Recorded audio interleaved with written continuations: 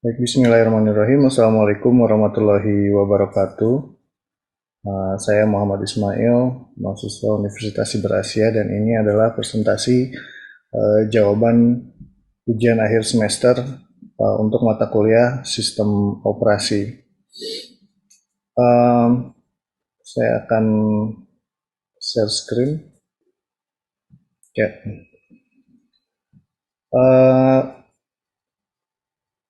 Langsung ke pertanyaan nomor 1.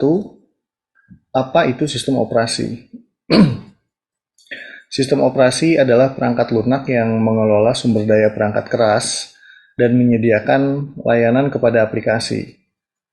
Di antaranya yang dilakukan oleh sistem operasi itu adalah mengatur atau mengontrol penggunaan sumber daya perangkat keras seperti CPU, memori, dan perangkat input-outputnya. Kemudian memberikan user interface atau GUI antara pengguna dan perangkat keras serta aplikasi, baik itu bentuknya GUI ataupun CLI ya.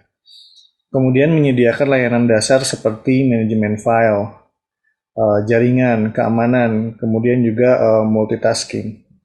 Dan menjaga keamanan sistem dan mencegah akses yang tidak sah oleh pengguna atau program lain dengan security control ya atau akses manajemen, dan meningkatkan kinerja sistem dengan melakukan optimasi dan manajemen sumber daya. Seperti apa saja sistem operasi yang ada dan populer di kita, seperti yang ditampilkan di layar.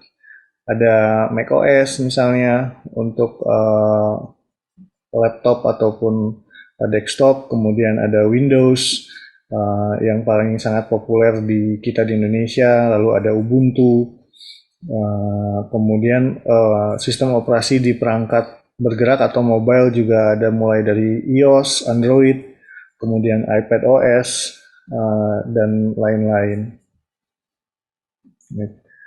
Nomor 2, jelaskan open source dengan closed source. Ya. Kalau open source sendiri itu kode sumbernya atau source code-nya tersedia secara gratis dan dapat diakses oleh siapa saja. Namun tetap ada perjanjian lisensi yang harus yang diikuti, yaitu mencantumkan sumber-sumber yang sumber-sumber utamanya gitu. Ketika kita mengubah, karena open source dapat diubah dan disesuaikan sesuai dengan penggunaan oleh pengguna atau organisasi pengguna. Nah, hanya kita mencantumkan kredit lah gitu. Kemudian open source itu lebih fleksibel dan dapat dikembangkan oleh komunitas pengembang secara terbuka. Siapa saja, termasuk kita misalnya mengambil satu aplikasi open source atau OS open source dan kita kembangkan sesuai dengan kebutuhan kita, itu dapat dilakukan. Lalu lebih terbuka dan transparan sehingga dapat diaudit keamanannya oleh pihak independen. Maka dari itu, kebanyakan aplikasi open source yang kita ambil dari sumber-sumber resmi itu bebas dari virus, bebas dari malware, dan lain-lain. Kemudian ada closed source. Closed source itu kode sumbernya tidak tersedia dan dijaga kerahasiaannya oleh pengembang ya. Oleh pengembang, biasanya perusahaan ataupun perorangan gitu. Kemudian pengguna hanya dapat menggunakan dan menginstal sistem operasi yang sudah ditentukan oleh pengembang.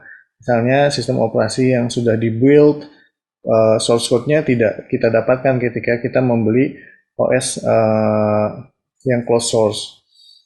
Kemudian dikembangkan dan didukung oleh perusahaan yang memegang hak cipta sehingga lebih terpusat dan dapat memiliki biaya lisensi yang harus dibayar oleh pengguna, seperti kita membeli lisensi untuk Windows misalnya, atau untuk macOS kita diberi gratis tapi tidak bisa digunakan di komputer lain selain komputer Mac misalnya, seperti itu. Sama juga dengan sistem operasi di mobile ya, iOS. iOS itu closed source, kita tidak bisa menggunakan iOS di handphone lain. Kalau contoh-contoh untuk open source itu ada seperti misalnya Android. Ya. Android ini OS untuk mobile dan dia open source sebenarnya. Hanya ada fitur tambahan untuk yang berlisensi itu adalah Google Play-nya. Kalau Android-nya sendiri dia open source, makanya banyak dikembangkan oleh produsen-produsen handphone dari Cina misalnya, seperti Huawei dia membuat sekarang apa tuh namanya OS-nya sendiri, tapi dia basicnya adalah Android tetap.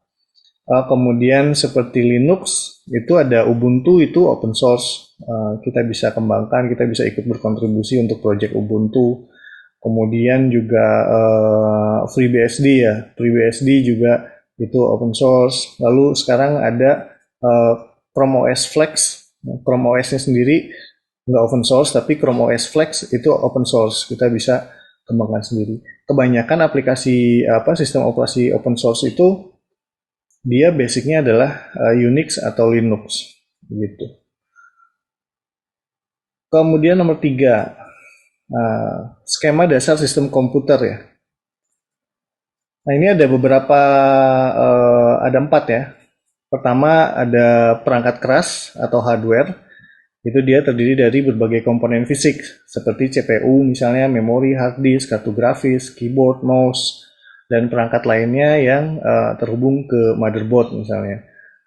Kemudian yang kedua adalah perangkat lunak atau software, yaitu terdiri dari sistem operasi misalnya, kita pakai Ubuntu, kemudian ada aplikasi, misalnya contohnya seperti Visual Studio Code atau Visual Studio, ataupun Docker, itu ada aplikasi-aplikasi yang berjalan pada sistem komputer.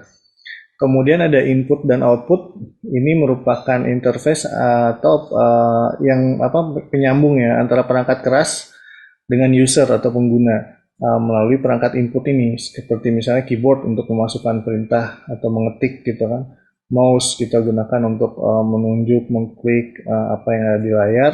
Nah, monitornya sendiri merupakan output dari hasil proses yang dilakukan oleh perangkat lunak. Kemudian yang terakhir adalah data. Ini diolah, adalah data-data yang diolah disimpan di perangkat-perangkat perangkat keras. Ada hard disk misalnya untuk penyimpanan penyimpanan memorinya, kemudian ada RAM atau random access, ada juga tape ya, masih banyak dipakai sekarang untuk backup data, server-server backup data, masih banyak penyimpanan pita. Nah ini disimpan data di sini dan kemudian dapat diakses oleh perangkat lunak dan juga input output tadi. Nah, jadi dalam skema dasar sistem komputer, perangkat keras dan perangkat lunak itu bekerja sama ya untuk mengolah data yang masuk melalui input output dan nantinya dia menghasilkan melalui perangkat input, kemudian dia menghasilkan output setelah proses. Nah, itu biasanya ditampilkan di layar atau misalnya dicetak, di kertas, di print misalnya gitu ya. Ataupun hasilnya kemudian nanti bisa disimpan di dalam penyimpanan. Gitu. Perangkat keras sendiri tidak bisa bekerja tanpa perangkat lunak. Begitupun sebaliknya, perangkat lunak tidak bisa bekerja jika tidak ada perangkat kerasnya. Seperti itu. Kemudian nomor 4, ini adalah perangkat input. Nah, perangkat input adalah perangkat keras juga yang digunakan untuk memasukkan data ke dalam sistem komputer. Ya. Nah, contoh-contoh perangkat input ini keyboard tadi, mouse, kemudian juga mikrofon misalnya. Lalu masih ada contoh lainnya misalnya scanner ataupun misalnya kamera. Itu adalah perangkat-perangkat input ya. Kemudian untuk proses, ini proses adalah aktivitas di mana data diolah menjadi informasi yang bermanfaat. Proses ini melibatkan sistem operasi, software, dan program yang dijalankan di komputer tersebut. Kemudian CPU itu adalah salah satu contoh untuk perangkat yang mengelola prosesnya, bertanggung jawab untuk memproses data. Selanjutnya ada perangkat output. Jadi perangkat output ini adalah perangkat keras yang digunakan untuk menampilkan hasil dari pengolahan data pada sistem komputer. Nah, perangkat output ini contoh-contohnya seperti misalnya tadi monitor, kemudian printer, lalu juga speaker mengeluarkan suara, begitu kan. Itu adalah contoh-contoh untuk perangkat output. Lalu yang terakhir adalah memori. Memori adalah tempat penyimpanan data pada sistem komputer. dan data yang disimpan di dalam memori ini bisa diakses dengan cepat oleh CPU dan program yang berjalan di atas sistem operasinya. Nah, ada dua jenis memori ya. Ada RAM atau Random Access Memory di mana data bisa disimpan, dihapus, kemudian ditulis lagi. Seperti contohnya hard disk, memori, tape storage, ataupun ada juga jenis ROM di mana sifatnya adalah read only memory. Itu biasanya non-flash seperti itu yang ada di perangkat mobile. Itu hanya bisa dibaca saja dan tidak bisa ditulis. Sebenarnya bisa tapi nggak bisa ditulis dengan mudah atau dengan menggunakan sistem operasi gitu. Itu sampai nomor 4. Kemudian nomor 5, bagaimana cara menginstal OS, contohnya Windows ataupun Ubuntu. Nah, untuk bagian ini saya memilih bagaimana cara menginstal Ubuntu desktop di komputer. Nah, mungkin akan saya langsung demonstrasikan dengan menggunakan virtual machine ya. Baik, sebelum kita melakukan instalasi, kita bisa mendownload dulu Ubuntu dari websitenya Ubuntu ya. Nah, karena pada saat ini saya menggunakan komputer dengan prosesor ARM, jadi saya mendownload Ubuntu Server for ARM. Sementara Ubuntu Desktop sendiri belum tersedia ya untuk prosesor ARM. Kita bisa masuk ke halaman Ubuntu, kemudian kita pilih server, dan di sini kita bisa download. Ada dua pilihan, download Ubuntu 22.10 atau download Ubuntu 22.04.1 LTS. Nah, saya memilih Ubuntu versi 22.04.1 yang LTS ya, long term support. Kemudian kita bisa memasukkan memburning ISO yang kita download itu ke dalam DVD ataupun ke dalam USB flash drive untuk dilakukan booting langsung dari file ISO tersebut. Kalau kita download, ini kita akan mendapatkan sebuah file ISO ya. Kita bisa download langsung di sini. Baik, karena saya sudah mendownloadnya, kita langsung ke tampilan komputer ketika pertama kali membooting dari DVD atau flash drive. Oke, ketika kita merunning CD atau flash disk berisi image Ubuntu tersebut, kita akan mendapatkan tampilan seperti ini. Kita bisa memilih menu untuk menginstal atau mencoba Ubuntu. Kita langsung saja pilih try or install Ubuntu server.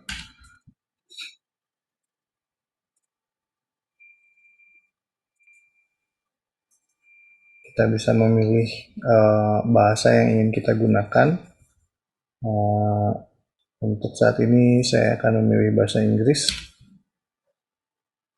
Kemudian kita bisa menentukan konfigurasi untuk keyboard kita. Di sini ada layout dan varian. Sudah sesuai ya. Saya menggunakan keyboard ini. Kita langsung done dan enter saja. Kemudian kita diminta untuk memilih tipe install. Nah, kita bisa memilih base installnya mau Ubuntu server atau ini defaultnya atau Ubuntu server minimize. Nah, karena kita nanti akan menginstal Ubuntu desktop, jadi kita pilih saja Ubuntu server. Kemudian network, kita hubungkan ke network agar kita nanti bisa mendownload apa yang dibutuhkan untuk menginstal Ubuntu desktop. Di sini udah otomatis ya terdeteksi. Kemudian untuk proxy address kita kosongkan saja karena saya tidak pakai. Kemudian ini adalah mirror address-nya. Kita bisa menentukan di sini mirror yang terdekat. Misalnya di Indonesia ada beberapa mirror Ubuntu seperti Domanesia atau lain-lain, tapi jika kita tidak tahu alamatnya, kita bisa done saja langsung. Nah, di sini kita bisa memilih apakah kita untuk konfigurasi penyimpanan, apa kita akan menggunakan keseluruhan harddisk atau misalnya kita mau mengcustom dulu harddisk kita, misalnya dibuat beberapa partisi khusus yang mungkin akan kita butuhkan gitu. Untuk saat ini saya akan menggunakan keseluruhan harddisk. Kita bisa langsung dan saja. Nah, ini sumarinya. Nah, ini summary harddisk yang akan dibuat, ada extension 4 untuk root ya, logical volume dan lain-lainnya. Kita bisa lihat di sini. Di sini kita bisa lihat ada free space-nya, kemudian ini akan digunakannya dan lain-lain. Kemudian ini konfigurasi partisinya, ada 1, 2, 3 partisi yang semuanya akan menggunakan 60 GB. Jika sudah sesuai, kita bisa langsung klik ini, pilih done. Di sini kita dikasih peringatan dulu bahwa jika kita melanjutkan, ini destructive action karena dia akan memformat keseluruhan harddisk yang ada di komputer kita ya. Satu harddisk itu akan digunakan keseluruhannya, dia akan diformat. Apakah are you sure you want to continue? Kita pilih continue jika kita sudah yakin. Jika ada data-data yang diperlukan di harddisk yang dipasang, mungkin sebaiknya di backup dulu ya. Kemudian kita memasukkan profile setup. Nah, di sini kita masukkan username dan password yang akan digunakan untuk login ke sistem. Kemudian nanti juga kita bisa mengkonfigurasi SSH akses di halaman selanjutnya. Di sini kita masukkan nama saya, itu nama servernya, nama komputernya. Misalnya saya kasih nama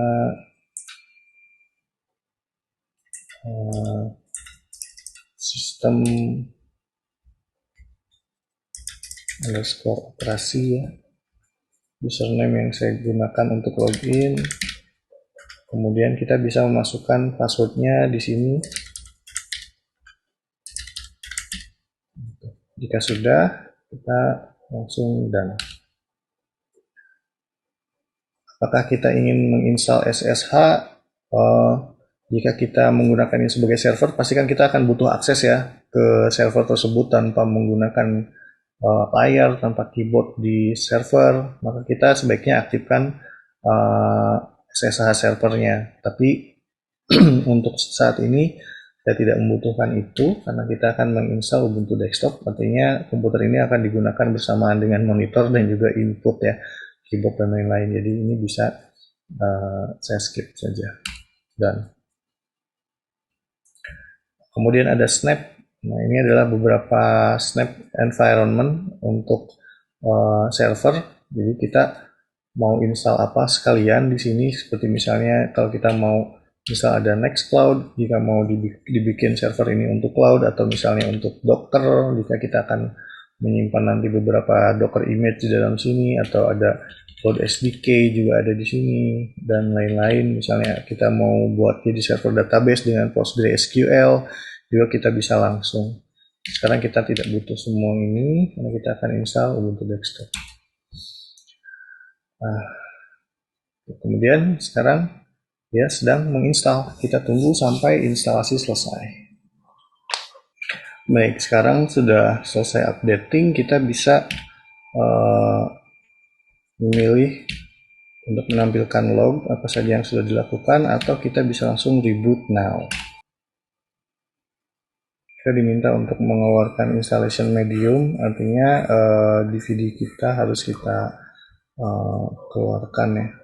Oke, enter.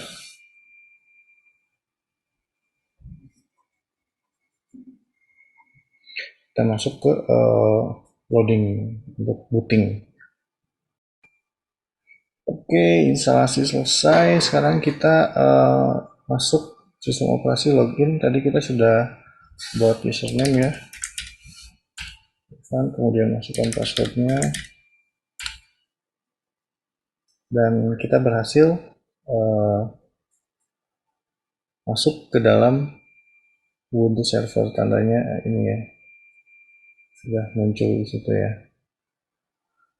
Oke, selanjutnya tinggal kita menyiapkan untuk menginstal desktopnya ya, desktop environment. Mungkin itu dulu.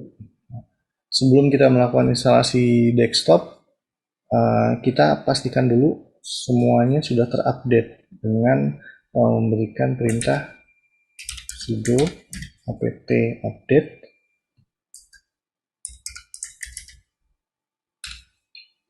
Kita masukkan password untuk sudo user. Dia akan memeriksa repository apa saja yang harus diupdate di sini. Jika sudah, kita lanjutkan dengan sudo apt upgrade untuk mengupgrade semuanya. Kita akan ditanya jika ada yang perlu diupgrade, apakah kita mau melanjutkan, kita tinggal ketikkan Y untuk yes atau ya, kemudian enter. Dia akan mendownload update atau upgrade yang diperlukan dan memasangnya di sistem operasi kita. Baik, jika kita sudah selesai, kita akan diminta untuk merestart beberapa service yang harus diperbaharui. Ini biasanya sudah ditandai secara otomatis mana-mana saja service yang harus kita restart, kita tinggal pilih OK. Jika sudah selesai, untuk update dan upgrade-nya, kita bisa lanjutkan untuk restart dulu ya OS-nya dengan sudo reboot. Kita save agar langsung. Kita kembali login. Masukkan username-nya, masukkan password. Password tidak akan tampil ya kalau di Linux ketika kita mengetikkan password. Oke, sekarang kita sudah masuk, sudah update, sudah upgrade. Sekarang waktunya kita untuk install Ubuntu desktop. Sudo apt install Ubuntu desktop. Oke. Dia akan mengambil daftar dependensi yang harus diinstal di sistem operasi kita. Jika kita setuju, kita bisa langsung Y saja.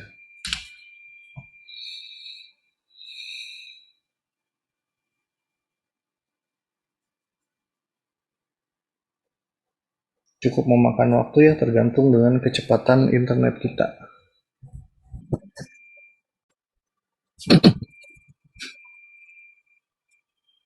Oke, instalasi Ubuntu desktop selesai. Selanjutnya kita tinggal reboot ya. Kita tinggal reboot komputer kita. Kita beri perintah sudo reboot lagi.